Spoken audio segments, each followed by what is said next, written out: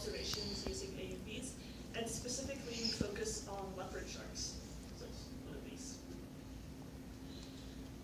So initially the project started off with tracking one shark using one AUV. So we would tag the shark, and then using hydrophones like these on the AUV, we would follow that shark around and get XY coordinates and an accurate trajectory of the shark.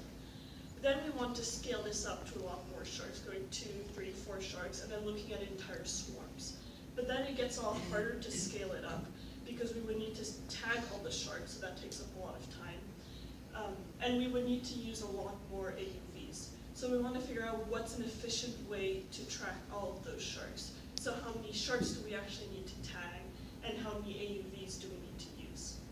And in the long run, this could be used for conservation efforts to better understand the overall behavior of a swarm during a long period of time and see their overall general movement.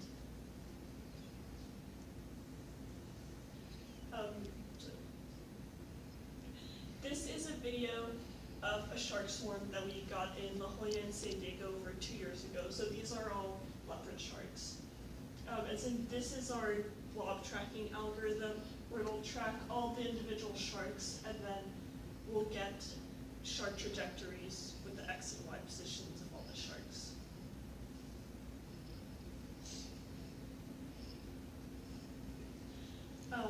And so from the video, you can notice that the sharks tend to stay in a sort of swarm.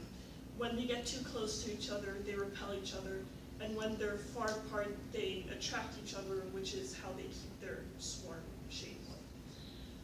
And so the questions we ask ourselves is, how is the aggregation moving? How can we estimate aggregation states? And those correspond to like number of sharks or number of any sort of animal that we're tracking. How can we characterize the attraction zone and the attraction line, which corresponds to where the sharks are? And how do we track multiple individual sharks simultaneously in a very efficient way? And so our proposed method started off with trajectory extraction, which you saw in the video earlier. Then we went to offline modeling, which would create a model of a shark swarm. And then online state estimation, which would help us get parameters that would characterize the shark swarms. So looking at trajectory extraction, we started off with a video of a shark swarm, in this case leopard sharks. Then we processed the video, so you apply an imaging threshold so the sharks stand out a lot from the background.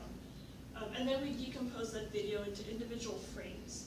And then at each frame, we look at all the sharks, and then we move on to the next frame and look at all the sharks and how their positions have updated. So that is called our blob tracking algorithm, and from that we can get shark trajectories. So the next stage is actually the offline modeling stage, which how we're doing it is we take a data set that we've seen just now, and then be able to find parameters of the model in order that can characterize the movement that we're seeing here. So in order to simplify the problem, we first introduce a new coordinate system, where it is based upon the attraction line, marked out with these two endpoints, and then rho is the distance from the attraction line, like so, and psi is the distance along the attraction line from the center of the aggregation. And these are the symbols that we'll be using later on. So the first step of offline modeling is we first understand how the sharks are actually moving in its environment. So first we do it by breaking it down. By here we have grids of like rho, and here we have grids of psi. And so let's take these three arrows for example, and T rho to 1 in particular. That means that a shark is transitioning from state 2, so up here, and then it's moving down, and then goes to state 1. And the transition of each shark is calculated like so, for rho and psi. So now that we understand how the shark is actually interacting within its environment, we're able to find parameters for the models. So for this paper, for this research, we're mainly using an attraction repulsion model, which is a model that is well understood in biology. But then what we don't know is the relative strength between how attractive each shark is to each other and how repulsive it is, and also how attractive it is to the attraction line. So in order to get those parameters, as in get those gains, we would need to run multiple simulations for different parameters until we find one that matches our given data set best. So the metric that we're using here is how well the histograms of side and row matches between our model and our actual data. So now that we have the parameter, and therefore we have a model and a simulation of what the shark aggregation should look like, we can now embark on our online state estimation. So given that we have measurements of tagged individuals, so these can be measurements of like different kind. So for example, if we have the data set, it could just be a video data set.